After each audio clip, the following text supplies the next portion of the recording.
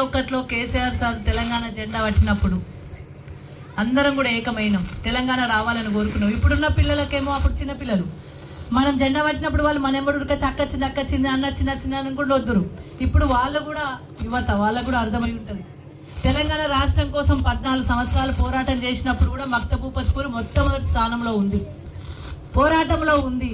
తెలంగాణ వచ్చిన తర్వాత గౌరవ కేసీఆర్ గారు 10 ఏళ్లల్లో ఏవైతే సమస్యలు ఉన్నాయో ఆ సమస్యలన్నింటినీ ఒక్కొక్కటి తీసుకుంటూ వచ్చిండు.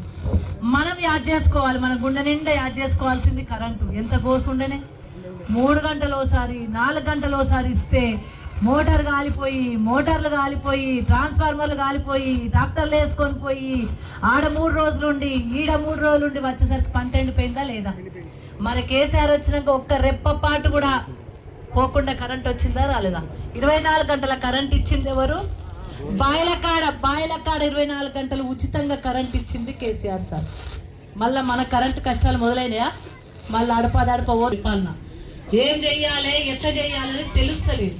మనకు వ్యవసాయంకు ఇబ్బంది ఉంది, కష్టం ఉంది, కరెంట్ ఇవ్వాలి, నీళ్ళు ఇవ్వాలి, పెట్టుబడి ఇవ్వాలి, పెట్టుబడికి అప్పుల పాలవుతుండు, మందు బస్తాలు ఇవ్వాలి, ఇచ్చిన పంటను కొనాలన్నది కేసీఆర్.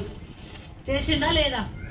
రైతు కష్టం లేకుండా రైతు బంధించి యూరియా బస్తాలు అందుబాటులో పెట్టి పంట పండినాక కొన్నది కూడా కేసీఆర్. నల్లగా ఈ వర్షం పడి తడిసి ఎవైనా కొన్నాడు, మొలక వచ్చినా కొన్నాడు. అవి 10,000 ఇచ్చిండు, నేను 15,000 ఇస్తా ఉరుకుర్రు అనే 9వ డేట్ నిన్నటికి 2 ఏళ్ళు అయింది. రైతు బంధు ఎన్నిసార్లు పడ్డది? ఒక్కడేసారి పడ్డది. ఫస్ట్ మన కేసీఆర్ ఇచ్చిందేనా? ఒక్కడేసారి.